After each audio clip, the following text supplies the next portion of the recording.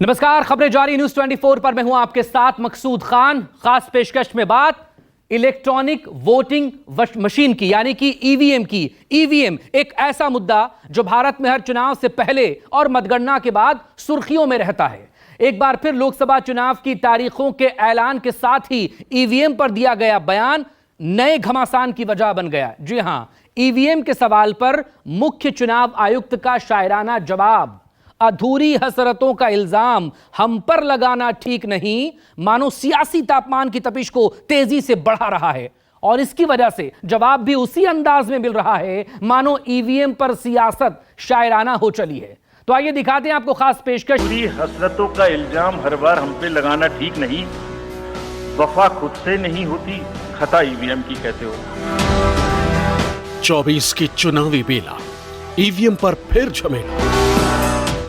Election commission से तकरार, क्यों शुरू ईवीएम पर रहा। अधूरी हसरतों का इल्जाम, ईवीएम पर फिर शुरू घमासान। लोकसभा चुनाव से पहले ईवीएम का मुद्दा एक बार फिर गर्माता जा रहा है, क्योंकि ईवीएम हर चुनाव में एक बड़ा मुद्दा है। इस बार तो बात दिल्ली के सिंहासन की है, तो चुनाव से पहले ही ईवीएम का मुद्दा फिर सुर्खियों में है, क्योंकि चुनाव के ऐलान के वक्त ही चुनाव आयोग ने शायराना अंदाज में सवाल का जवाब दिया।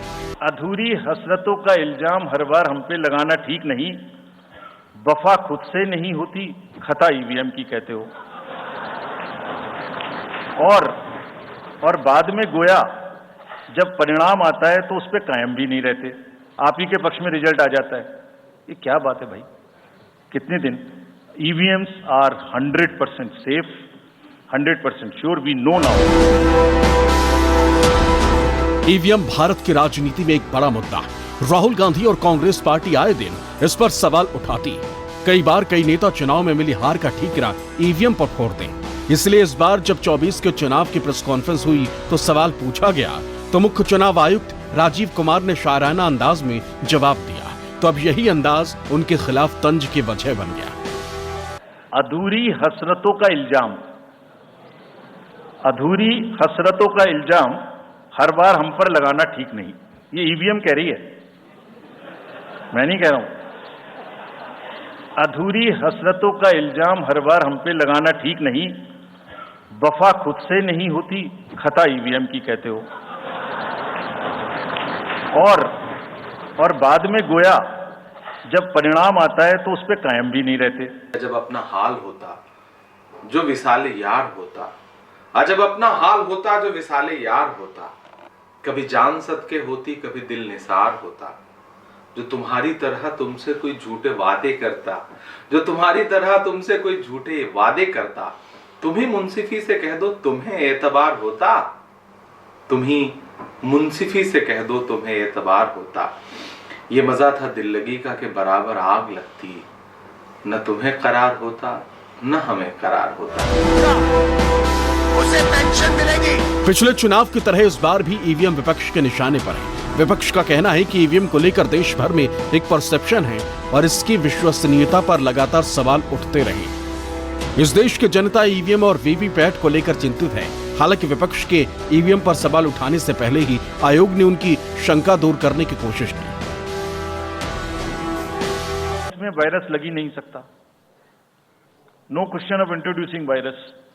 कभी कहा इनवैलिड वोट्स नहीं हो सकते, कभी कहा रिगिंग इज नॉट पॉसिबल, कभी कहा कि when there is section 61A in the RP act which empowers the use of the EVM, जब तक वो खत्म ना हो तब तक ये प्रश्न उठाना गलत है। कभी कहा कि EVMs are foolproof devices for counting and allegations of tampering are baseless. कभी कहा कि आप एक के बदले 5 वीवीपैट गिनिए, वो हमने शुरू कर दिया। अब तो ये आ गया है नतीजा कि कोर्ट्स ने जुर्माना लगाना शुरू कर दिया। ईवीएम की नंबर जो भी किस बूथ पे जाएगी वो कैंडिडेट को दिया जाएगा, इसलिए इसमें कोई प्रॉब्लम नहीं है। देश में लोकसभा की 543 सीटों के लिए 7 चरणों में चुनाव संपन्न होगा। पहले चरण का मतदान 19 अप्रैल को होगा और 1 जून को 7वें चरण के तहत वोट डाले जाएंगे। वोटों की गिनती 4 जून को होगी। लोकसभा चुनाव में 97 करोड़ वोटर हैं। देश के विभिन्न हिस्सों में 10.5 लाख पोलिंग स्टेशन बनाए गए। इस चुनाव में 55 लाख ईवीएम का इस्तेमाल होगा। इनकी सुरक्षा की जिम्मेदारी केंद्रीय अर्धसैनिक बल सीएपीएफ और स्टेट आर्म्ड पुलिस एसएपी को दी गई।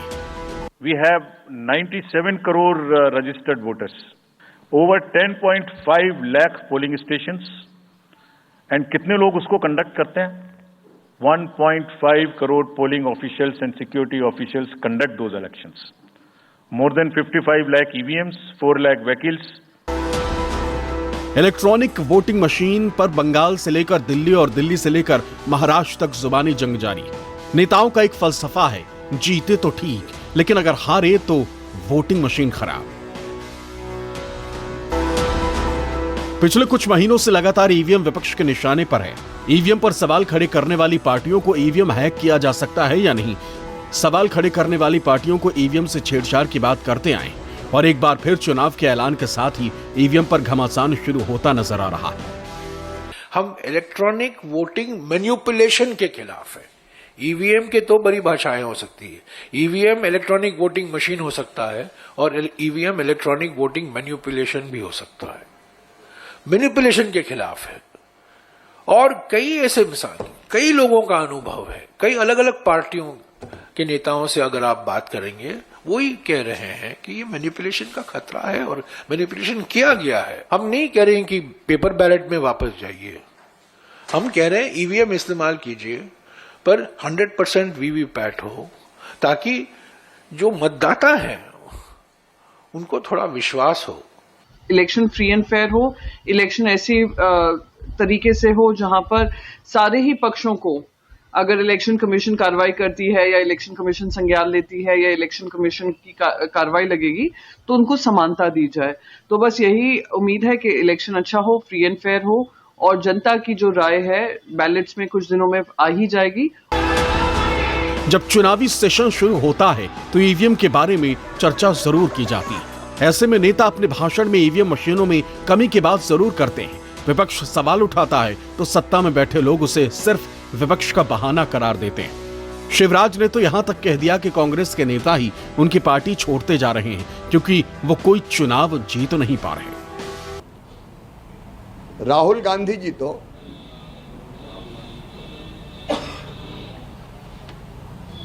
ऐसे कप्तान हैं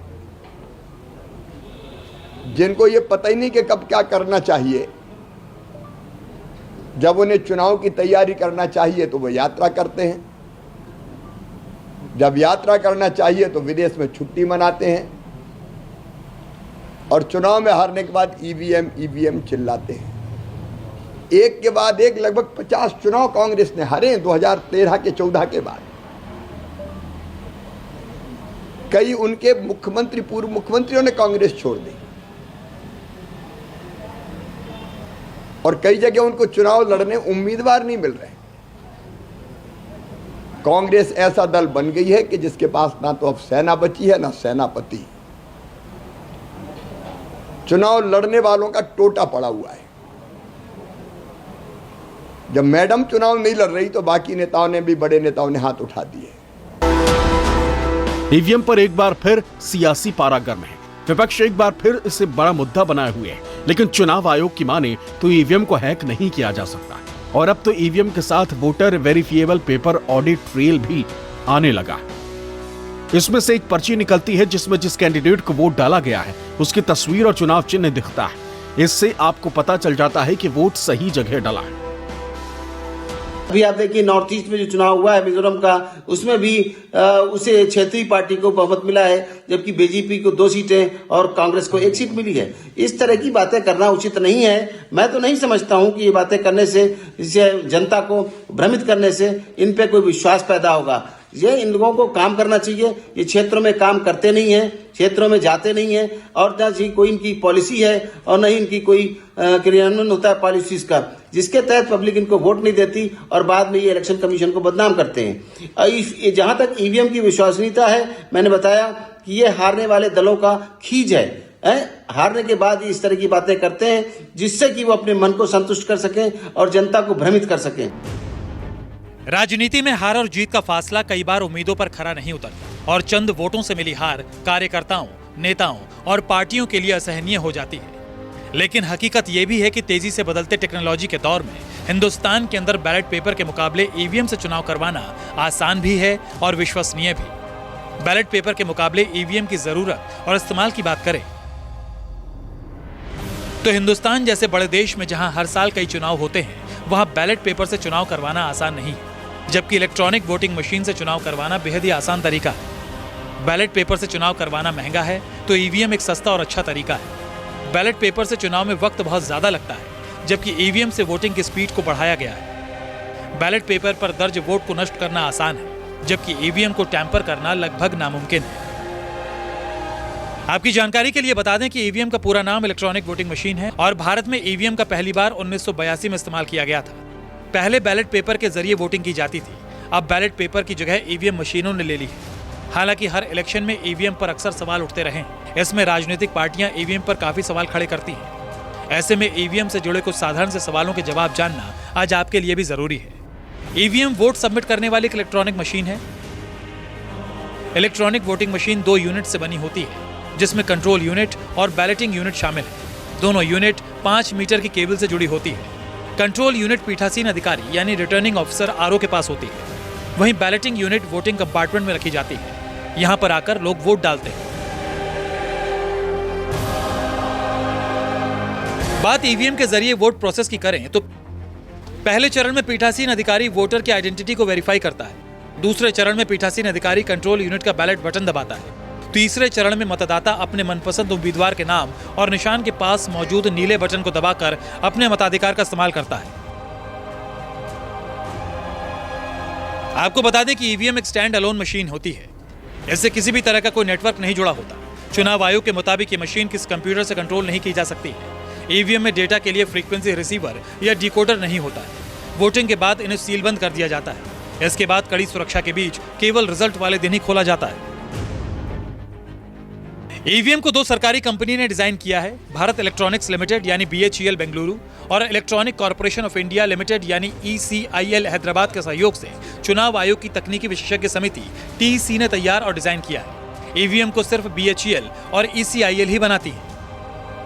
जहां तक विदेशों की बात है, विदेशों में होते थे ईवीएम में चुनाव और अभी भी होते हैं। और जब भी हमारे कमीशन ने किया, चतुराई के साथ किया और समझदारी के साथ किया कि जब शुरू किया यहाँ पर इलेक्शन ईवीएम के थ्रू, तो ये बैटरी ऑपरेटेड है, ये हैक नहीं हो सकता है। जबकि सभी दलों को नोटिस दिया गया था, बुलाया गया था, तब कोई नहीं आया सामने, किसी दल का कोई प्रतिनिधित्व नहीं आया कि जो हमारे यहाँ इलेक्शन कमीशन के सामने उन मशीनों को हैक कर सकता।